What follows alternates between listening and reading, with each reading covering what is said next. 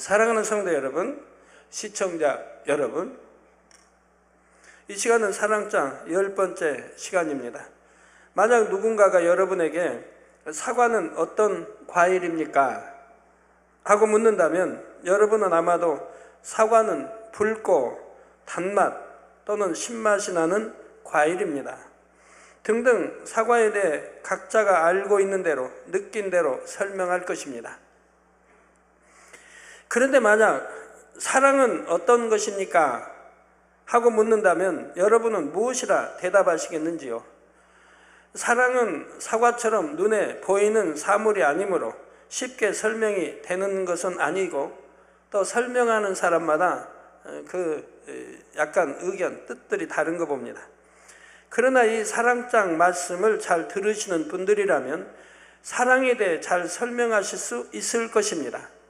사랑장 말씀은 사랑이란 과연 무엇인가?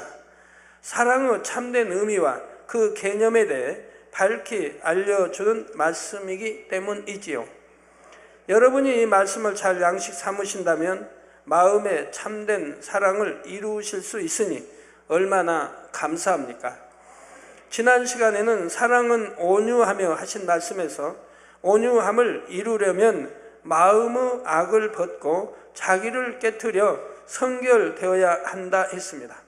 마음에 악이 없을 때라야 자비와 긍휼이 풍성하신 아버지 하나님의 마음으로 영혼들을 바라봄으로 용서하고 이해하며 포용해 줄 수 있기 때문이지요.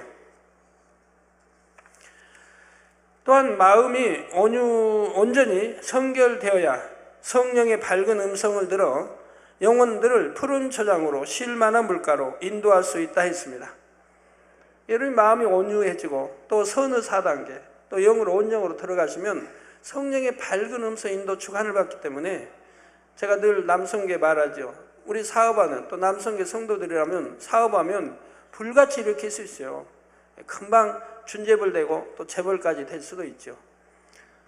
제가 이렇게 성령의 밝은 음성을 들으니까 우리 성도들이 가끔 뭐 하는 분들에게 깨우침도 주고 가르쳐도 줍니다.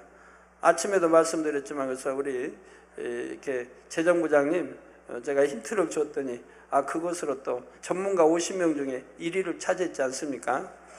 이렇게 성령의 밝은 음성을 듣고 주관 받는다면 얼마나 여러분 사업에도 가정 모든 분야에 참 하나님의 능력이 임하게 되겠습니까? 하나님으로부터 지혜와 명철이 그냥 쑥쑥 주어지지요. 그래서 마음이 온전히 성결돼야 성령의 밝은 음성대로 영혼들을 푸른 초장으로 쉴만한 물가로 인도할 수 있습니다. 이처럼 마음의 성결을 이룰 때라야 하나님께서 인정하시는 온유한 사람이 될 수가 있지요. 그런데 성결되어 마음에 악이 없으므로 내면이 온유한 것만으로는 온전하다 할 수 없고 외면의 덕을 함께 갖추어야 합니다. 오늘 이 시간에는 외면의 덕을 이루기 위해서 어떻게 해야 하는지 말씀드립니다. 말씀을 마음에 잘 양식 삼으셔서 온유와 덕을 두루 갖춘 사랑스러운 하나님의 자녀들로 나오시기를 바랍니다.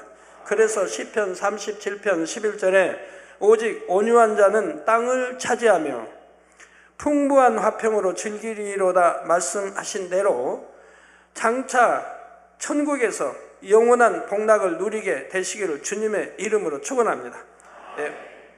오직 온유한 자는 땅을 차지하며 풍부한 화평으로 즐기리로다. 온유한 자는 복이 있나니 땅을 기업으로 받는다. 마태복음에도 말씀하고 있고요. 사랑하는 성도 여러분, 아무리 훌륭한 사람이라도 옷을 잘 갖춰 입지 않으면 아무래도 격이 떨어질 수가 있습니다. 아무리 훌륭하고 권세 있고 부유해도요, 잠바 차림으로 거기 딱 앉아보세요.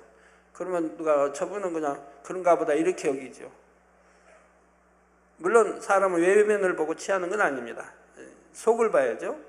그러나 이제 겉으로도 이렇게 어떻게 하냐에 따라 또 다르게 보이죠. 왕이나 귀족의 신분을 가진 사람이라도 신분을 나타내주는 복장을 갖추지 않으면 겉으로 볼 때는 그런 존귀한 사람인지를 잘 알 수가 없지요.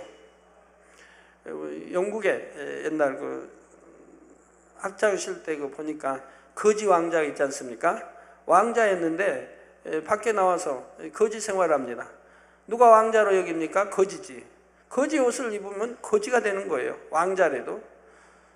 그런 거 소설에 있어서 아주 재밌게 봤었는데, 전에 말씀드린 대로 덕은 이런 옷과 같습니다. 옷이 그 사람의 신분을 드러내기도 하는 것처럼 덕은 내면의 온유함이 겉으로 드러나게 하고 그 힘을 발휘하게 하는 것이라 할 수가 있지요. 비유를 들어 벌이나 나비 같은 곤충의 도움으로 번식하는 꽃들은 대개가 아름답고 향기롭습니다. 곤충들을 끌어들일 수 있어야 하기 때문이지요. 그런데 만약 꽃의 고운 빛깔이 잘 드러나지도 않고 향기도 나지 않는다면 꽃에 아무리 꿀이 많아도 벌이나 나비 등 곤충들을 불러 모으기가 어렵지요. 우리 성도님도 참 이렇게 고운 그리스도 향이 참 많이 나니까 오늘 또 운동 마당에 잠자리에 나타나서 여러분들은 손가락에 안고 또 했었죠. 마찬가지로 마음에 악이 없으므로 온유해서 오른뺨을 치면 왼뺨도 돌려댈 수 있는 사람이라 해도 말과 행실에 덕이 없으면 그 온유함이 온전히 빛을 발할 수가 없습니다. 물론 말과 행실에 덕이 있는 것처럼 보인다 해도 내면에 온유하지 않으면 외모만 포장한 것과 같으니 이건 더 문제이지요. 마치 화려한 옷을 잘 갖춰 입었다 해도 그 사람의 내면이 훌륭하지 못하면 화려한 외모도 별로 가치가 없는 것과 같습니다. 자, 따라서 내면의 온유함과 외면의 덕은 함께 갖출 때 진정 온유하다 할 수 있고 그 가치를 발휘하게 되지요. 이스라엘 자손으로서 이방 나라 애굽의 총리가 되어 애굽을 치리하였던 요셉은 바로 이런 덕을 갖춘 인물이었습니다. 당시 애굽은 주변 나라들 중 강대국에 해당했기에 왕을 비롯한 백성들은 그만큼 자부심이 있었지요. 그런데 요셉은 이방인이었습니다. 이런 상황에서 총리가 되었으니 만약 요셉이 조금이라도 허물이나 과실을 보이게 되면 그 자리를 지키지는 쉽지 않은 상황이었던 것입니다. 요셉은 이런 어려운 상황 속에서도 애굽을 잘 치리해 나갔습니다. 당시 온 애굽의 백성들이 요셉의 말이라면 그대로 순종했던 것을 볼 수가 있습니다. 사랑하는 성도 여러분, 우리 여성도 여러분, 남편을 섬김에 있어 온유함으로 섬겨야죠. 온유함으로 잘 섬겨드리면 남편의 사랑을 받죠. 근데 다는 아닙니다. 우리 아내 되신 분들이 남편을 참 온유로만 섬기면 얼마나 남편의 사랑을 받으면 얼마나 좋습니까? 그런데 그렇지를 못해요. 온유하게 잘 섬겨드렸더니 대부분 많은 남편들이 아내를 우습게 여기는 거예요. 그러면 어떻게 해야 됩니까? 온유로만 섬겨서는 아니 됩니다. 즉 덕이 없는, 덕을 갖추지 않은 온유로만 섬기니까 그런 일을 당한다 이 말입니다. 덕을 갖춘 온유로 섬길 때는 결코 남편이 아내를 우습게 보지를 못합니다. 말이나 행동이나 모든 것이 정확하고 남편이 흠잡을 수 없는 그런 행함이기 때문에 절대로 우습게 여기지를 않게 되는 거예요. 그러니 사랑받을 수가 있죠. 변함없이 사랑받을 수가 있는 거예요. 그렇기 때문에 바로 온유에다 덕을 갖춘 그런 섬김이 될 때 정령이 사랑과 섬김을 받을 수가 있는 겁니다. 온유하기만 섬긴다 해서 덕이 있으면 남편이 우습게 하찮게 여길 수가 없게 되는 거예요. 그만큼 요셉은 마음이 온유하고 겸손했으며 말과 행실에 흠이 없고 위정자로서의 지혜와 위엄도 있었던 것이지요. 이렇게 왕 다음가는 큰 권세를 가지고 있었지만 요셉은 자신의 권력으로 사람들 위에 군림하려 하거나 거만하게 들리지 않았습니다. 누구와 걸리거나 화평을 깨는 일이 없었지요. 자기 자신에게는 엄격했을지라도 상대에게는 너그럽고 부드러웠습니다. 말 한마디를 하더라도 작은 행동 하나를 할 때도 항상 상대의 마음을 살펴주고 배려해주는 덕이 있었지요. 그렇기 때문에 왕이나 왕의 다른 신하들은 요셉이 이방인임에도 요셉을 경계하거나 시기하지 않을 수 있었던 것입니다. 오히려 사랑하고 신뢰하게 되었지요.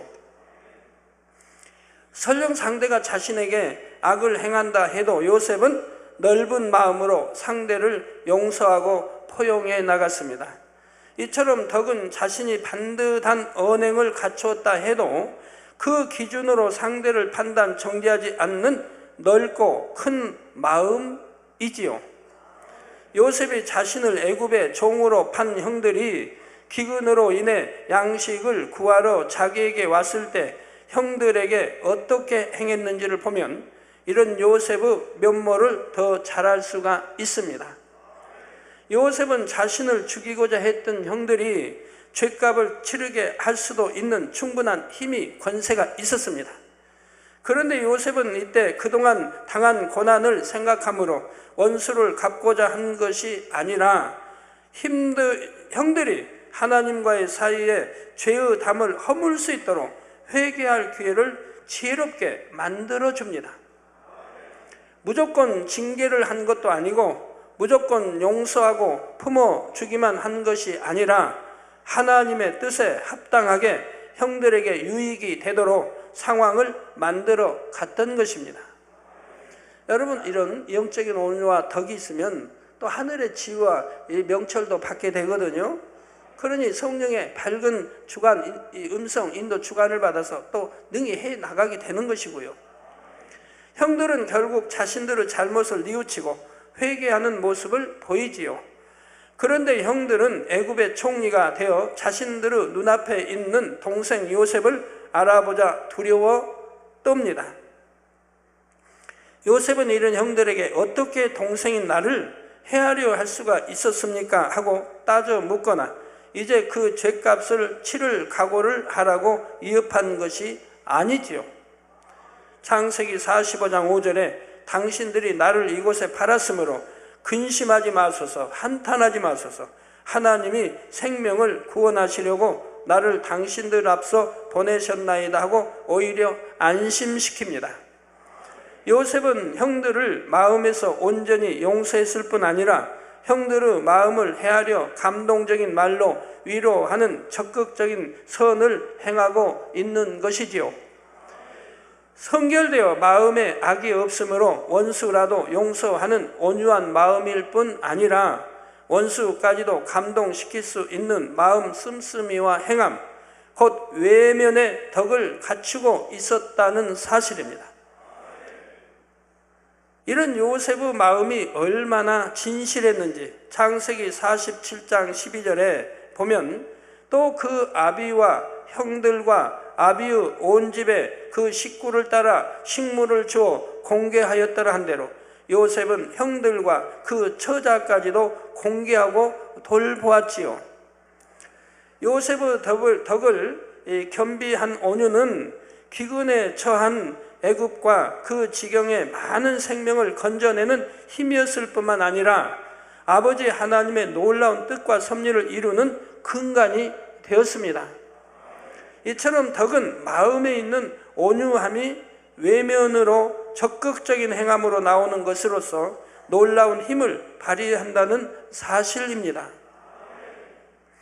그러므로 여러분도 이처럼 놀라운 능력이 담겨있는 진정한 온유함, 곧 덕이 겸비된 온유함을 이루시기를 더 사모하실 수 있기를 바랍니다.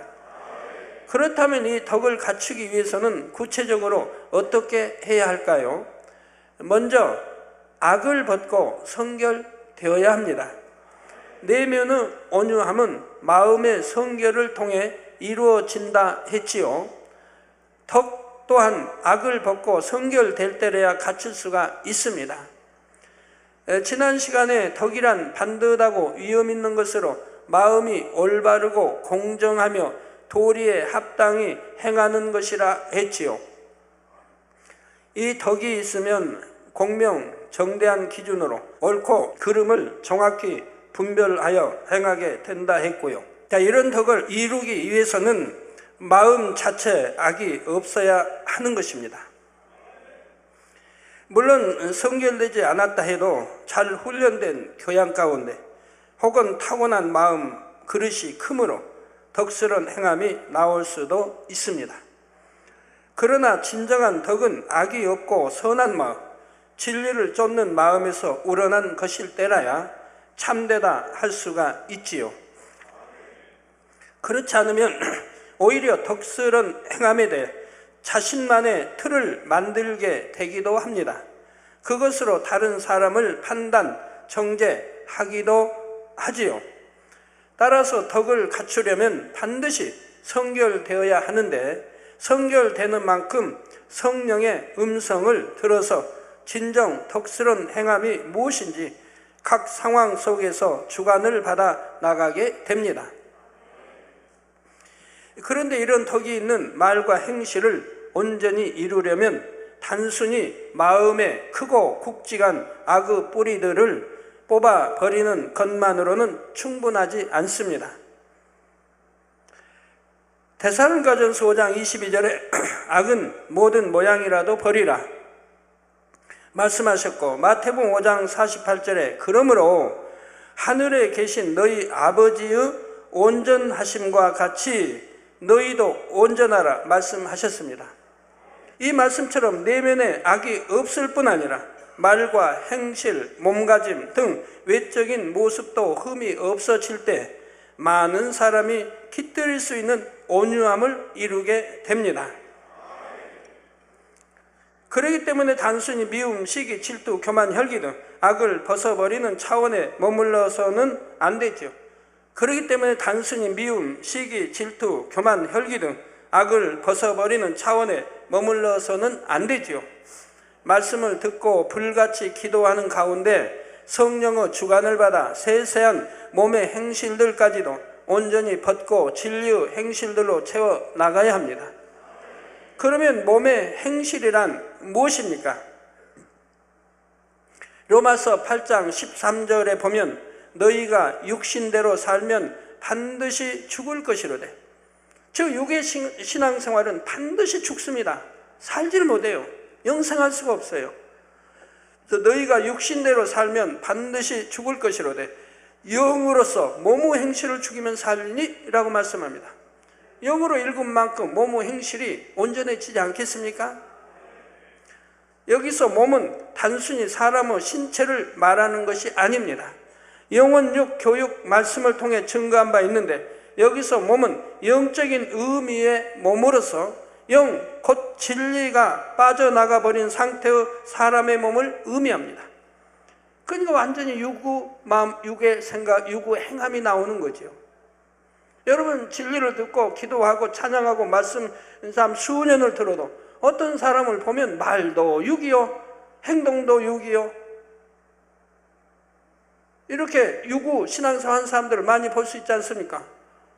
저분은 주회종인데, 저분은 지역장인데, 저분은 장로인데, 어느 때 보니까 그냥 혈기를 참지 못하고 네가 나에게 욕했고 네가 나를 때렸으니 나도 너를 가만둘 수 없다, 이런 식으로 성경 진리와는 반대로 나가는 걸 본다. 그러면 얼마나 실망을 줍니까?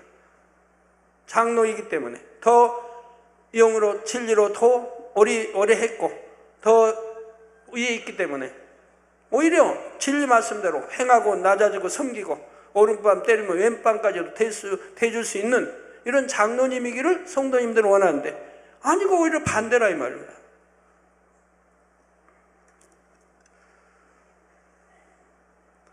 비진리로 물들어 썩어질 육적인 몸을 말합니다.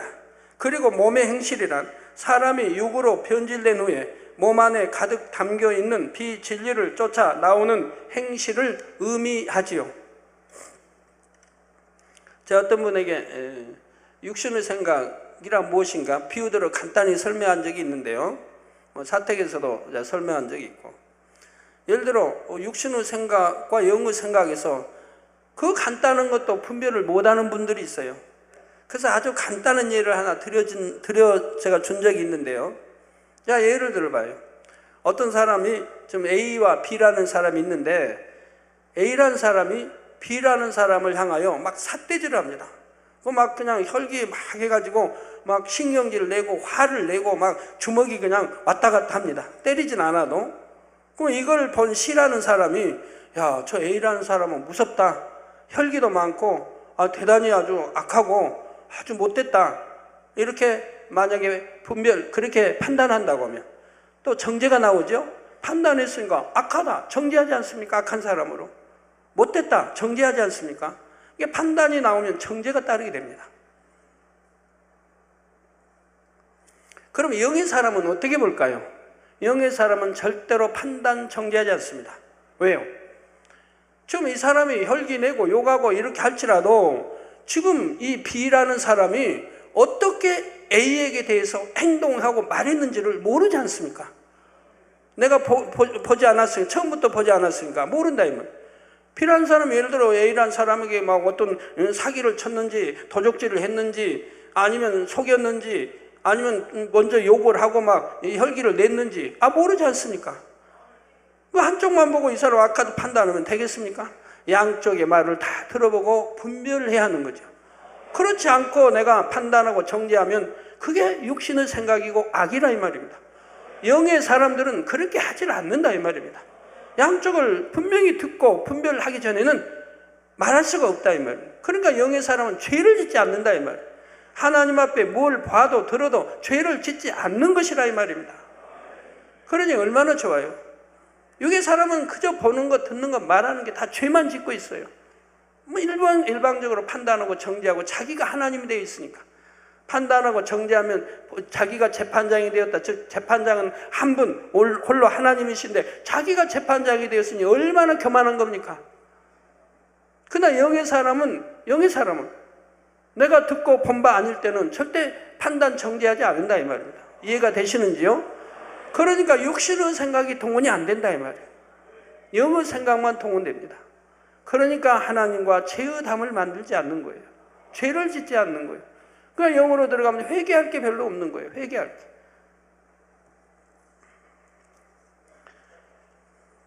자, 평소에 말을 하는 습관을 볼 때도 농담 같은 가벼운 말을 자주 하고 상대에게 쉽게 반말을 하는 사람과 늘 말을 주의하고 존댓말로 항상 상대를 높여주는 사람과는 큰 차이가 납니다.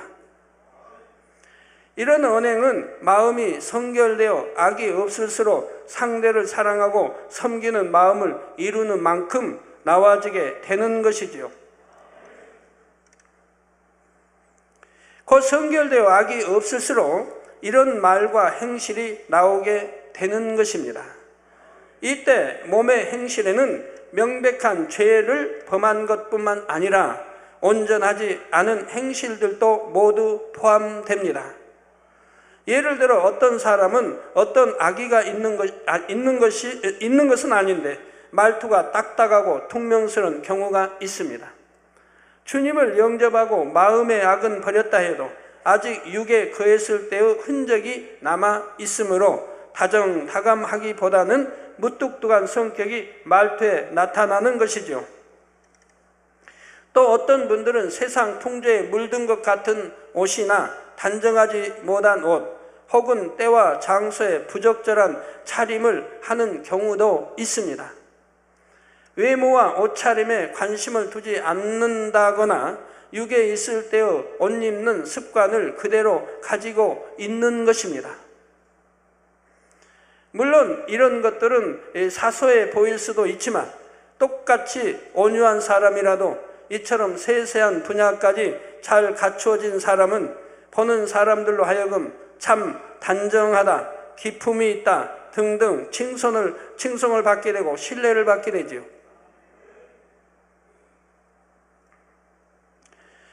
그런데 어떤 사람은 자신이 온전치 못한 분야에 대하여 저는 태어날 때부터 그런 기질을 타고났습니다.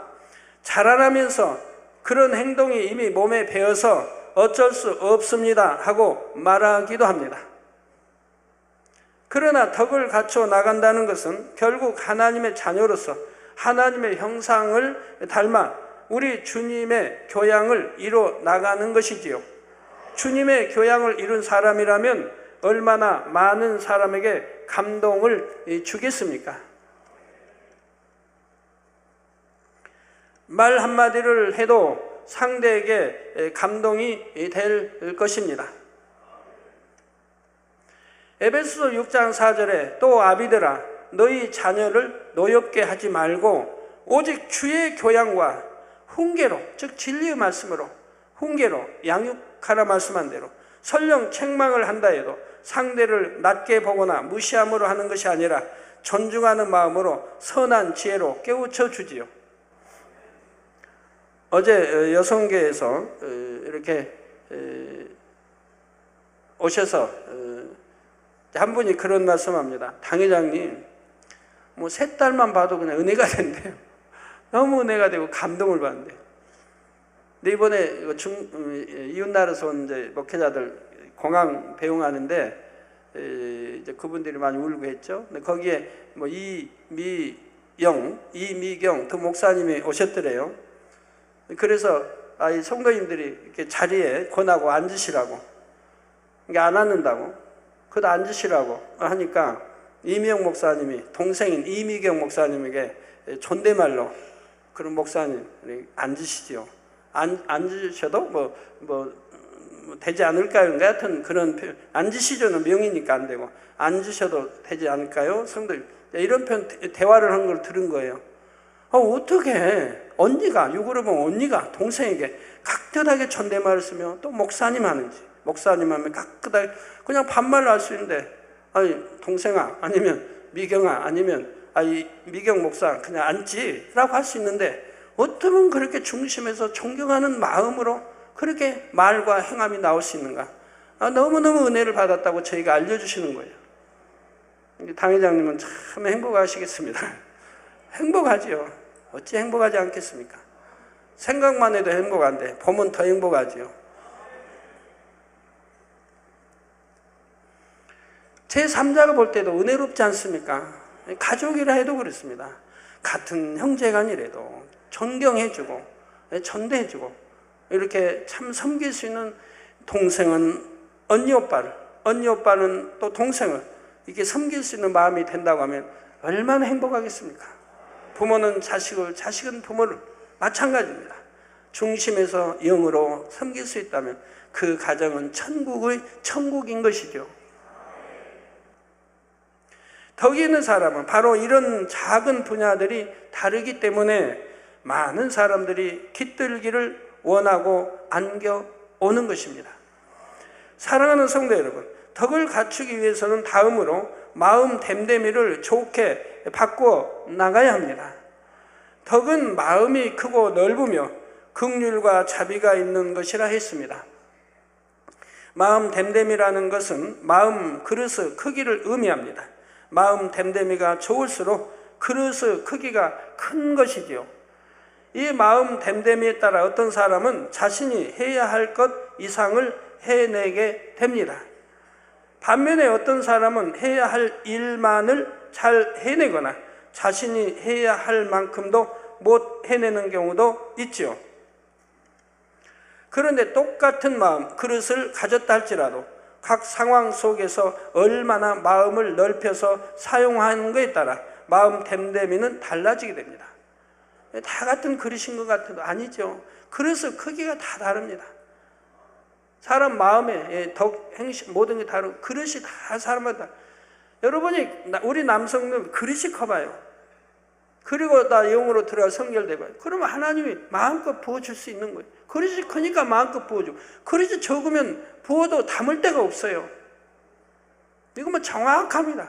제가 이렇게 하나님으로부터의 교통하고 많은 거 봐도요. 그릇이 크냐 적으냐에 따라서 전혀 다른 거예요. 교회 종들도 마찬가지. 교회 개척에도 그릇이 크면 그만큼 양떼 많이 주시고 적으면 줘봐야 소용이 없어요. 떠나버리니까. 포용하지 못하고 품질 못하니까 떠나버린다. 이게 부어주셔도 소용이 없는 거예요. 그릇이 크면 미운 사람, 고운 사람, 악한 사람, 선한 사람, 가난하든 부유하든 모든 사람을 부을 수가 있는 거예요.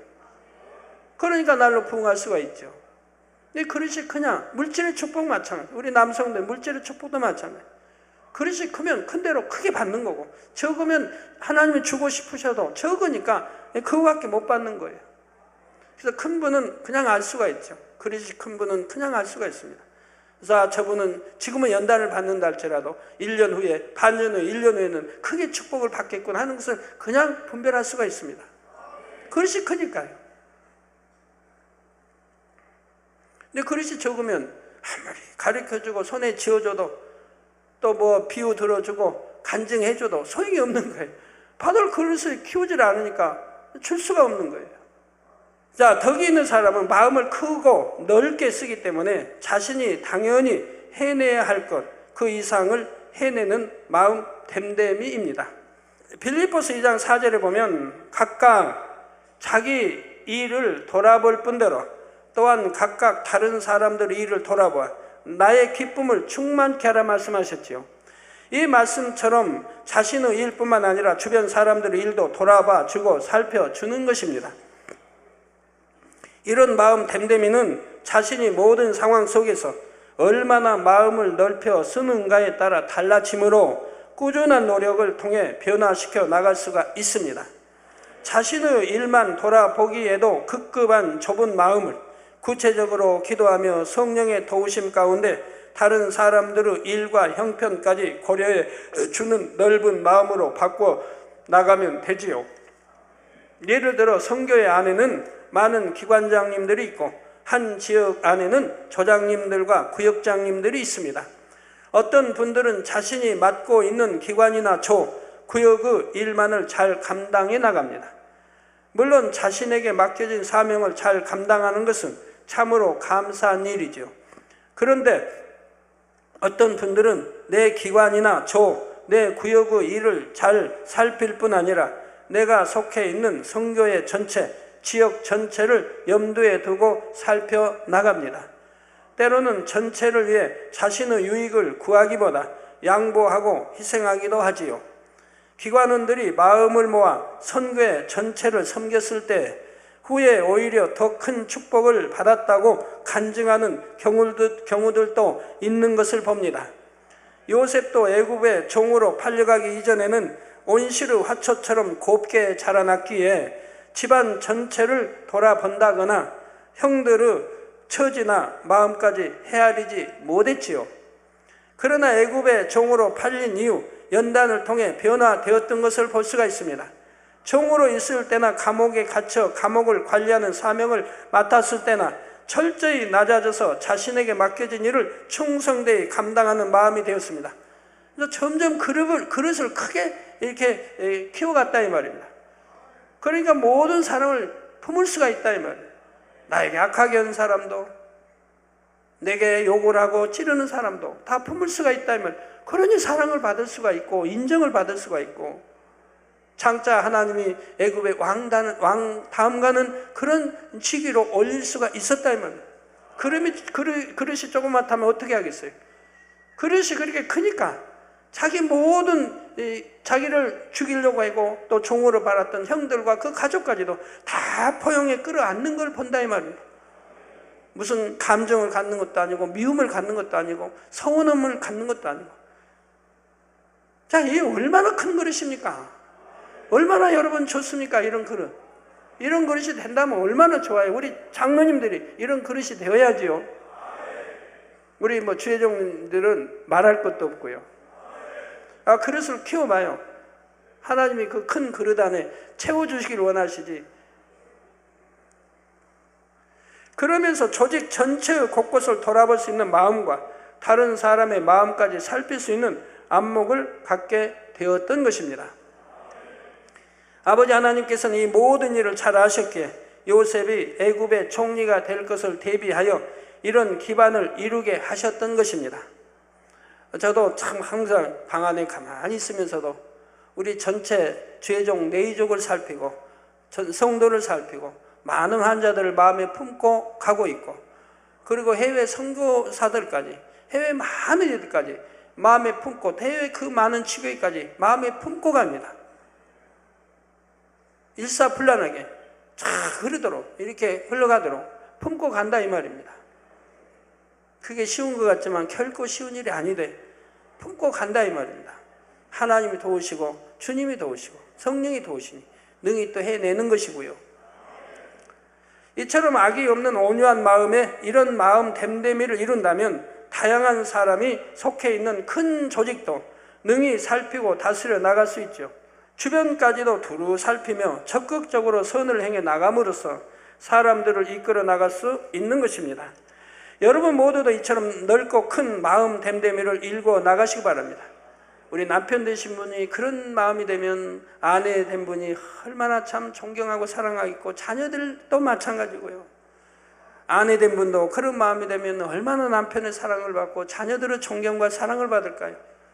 모두가 마찬가지예요. 형제들 간에도 마찬가지.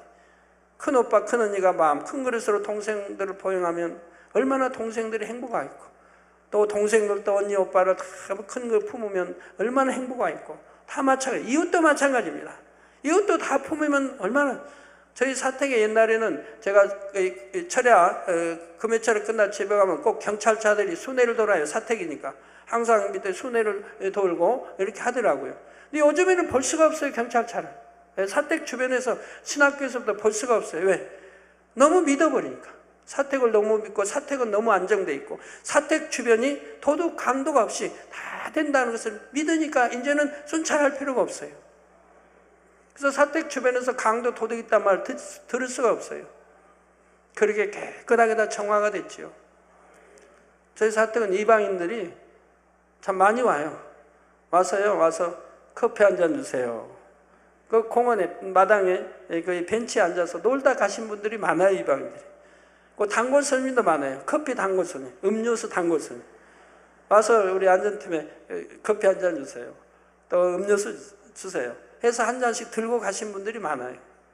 얼마나 사택을 자유롭게 내 집 드나듯이 들면서 그냥 서슴없이 달라고 해서 드시고 가세요. 어떤 분은 단골로 하루도 빠지지 않고 오시는 할아버님도 있다고 그래요.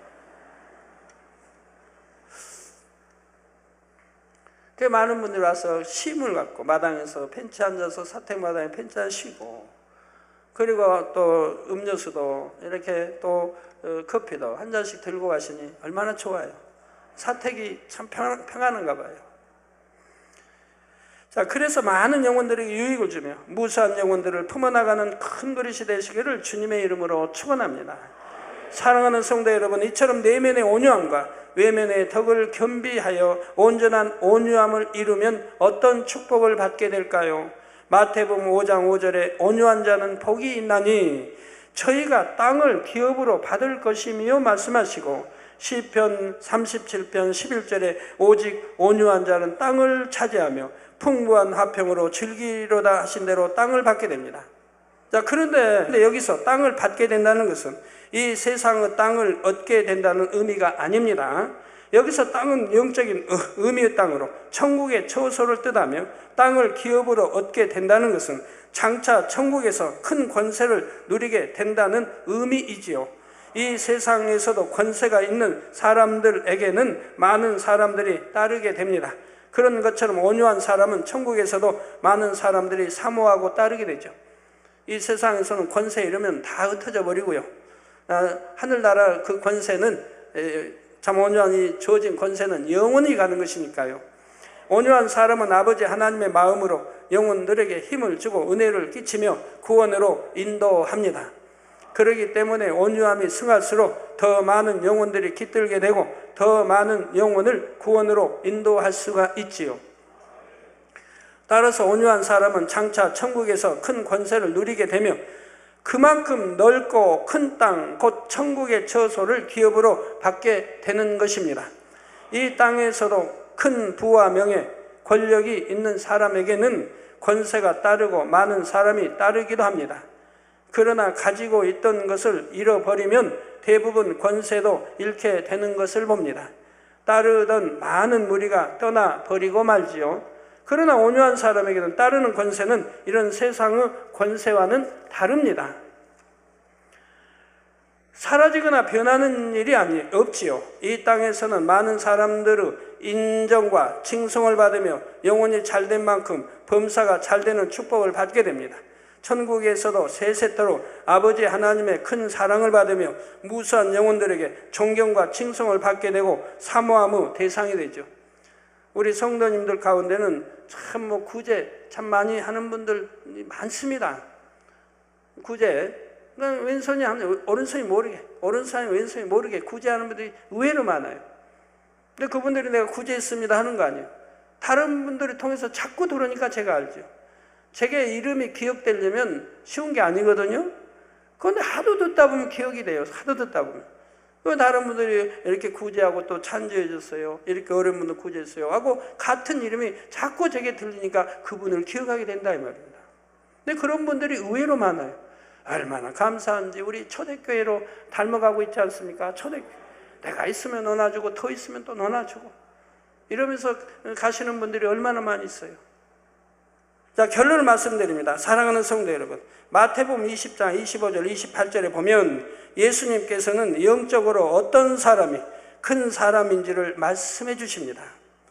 이방인의 집권자들이 그들을 임의로 주관하고 그 고관들이 그들에게 권세를 부리는 줄을 너희가 알거니와 너희 중에는 그렇지 않아야 하나니 너희 중에 누구든지 크고자 하는 자는, 여러분 크고 싶지요?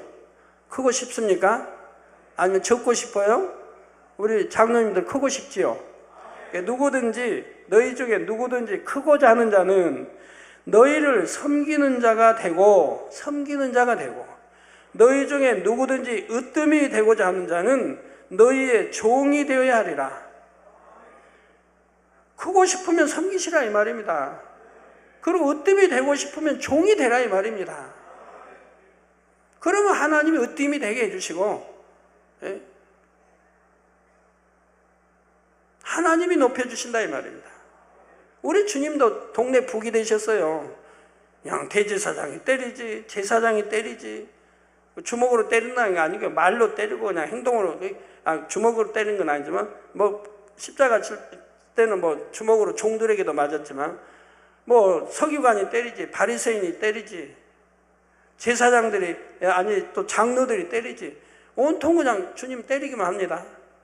막 욕하지, 없는 데서 온갖 그냥 거짓말을 지어내서 퍼뜨리고 하지. 하지만 우리 주님은 섬김을 받으러 온 게 아니고 섬기러 오셨다 이 말입니다. 도리어 섬기려 하고 자기 목숨을 많은 사람의 대성물로 주려 함이니라고 했습니다. 이처럼 하늘나라의 권세는 이 땅과 달리 우리 주님과 같이 내 형제자매를, 영혼들을 오직 섬기는 사람들에게 주어진다는 사실입니다.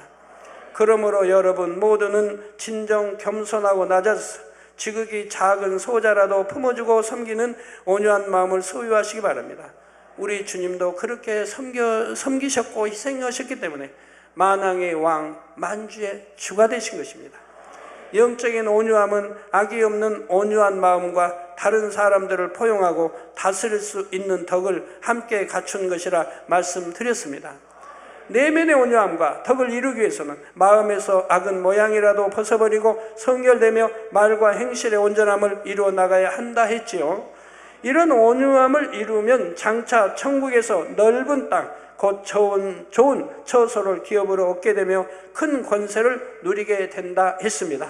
여러분 모두가 진정 온유한 하나님의 참 아들, 딸들로 장차 천국에서 큰 자가 되어 하나님의 보좌 가까이에 이르시기를 주님의 이름으로 축원합니다.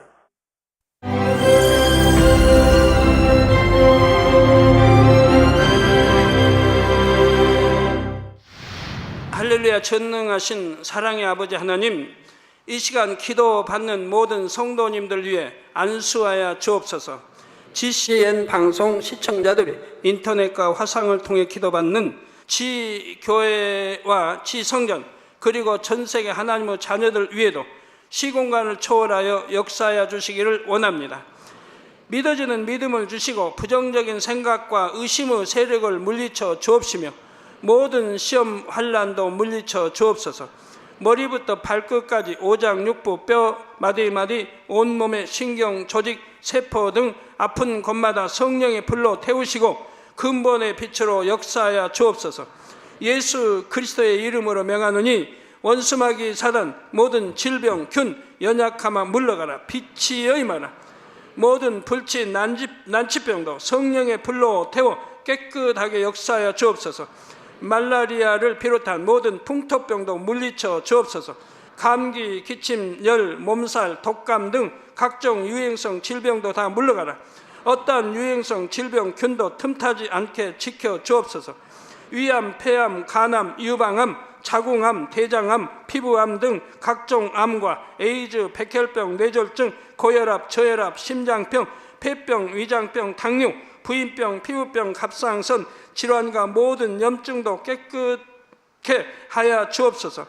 소아마비, 중풍, 관절염, 디스크도 온전케 하여 주옵소서. 요통, 두통, 신경통을 비롯한 모든 통증은 사라질지어다. 간질, 자폐증, 우울증, 조울증, 노이로제 등 모든 정신질환도 물러가라. 모든 마비된 것도 풀어지고 일어나 걷고 뛸지어다. 눈도 잘 보이게 하옵시고 귀도 잘 들리게 하여 주옵소서. 소경은 눈을 뜨고 기머거리는 들으며 벙어리는 말할지어다. 각종 사고, 후유증도 깨끗게 하시고 부러진 뼈도 붙여 주옵소서. 화상 입은 것도 온전케 하옵소서. 화기야 물러가라. 열도 물러가라. 아버지 흉터도 나지 않게 역사해 주시기를 원합니다. 마약을 비롯하여 각종 약물과 독극물 중독도 깨끗함을 입을지어다. 죽은 신경과 세포가 살아나며 죽은 자도 살아나게 하여 주옵소서. 잉태의 축복도 주시기를 원합니다. 잉태 축복을 받으라. 예수 그리스도의 이름으로 명하노니 원수마귀 사단아, 하늘 공중 곳에 잡은 악의 영들아 물러가라. 그의 사자들도 물러갈지니라. 이 땅의 악한 영, 더러운 영, 거짓되고 간사한 영, 이간질하고 미혹하는 모든 어둠들은 물러가라. 모든 흉악의 결박을 풀고 어둠아 물러가라. 빛이여 임하라. 아버지 하나님, 부르짖어 기도할 수 있는 능력을 주시고 죄를 버리고 성결될 수 있는 능력을 주옵소서. 영혼이 잘됨같이 범사에 잘되게 하시고 가정의 복음화도 이루어 주시기를 원합니다. 한 주간도 모든 사고와 재앙으로부터 지켜주시고 불통이 없는 형통한 삶을 살 수 있도록 축복해 주옵소서. 성령의 불담으로 천군 천사와 주님의 불꽃 같은 눈동자로 모든 하나님의 자녀들과 가정, 일터, 사업터를 지켜주시기를 원합니다. 학생들에게 지와 명철을 더하시고 공부도 할 수 있는 뜨거운 마음과 열정도 더하여 주옵소서. 마음과 생각을 세상에 빼앗기지 않도록 지키시고 하나님을 뜨겁게 사랑하는 학생들로 축복하여 주옵소서. 하나님의 자녀들이 먹으나 마시나 입으나 무엇을 하든지 하나님 앞에 영광 돌리는 삶이 되게 축복하여 주시기를 원합니다. 나는 하나님을 만났노라, 체험했노라, 응답 받았노라, 축복 받았노라, 간증하는 입술이 되게 역사하여 주옵소서. 아버지 하나님 감사합니다. 홀로 영광 받으옵소서. 우리 주 예수 그리스도의 이름으로 기도하옵나이다. 아멘.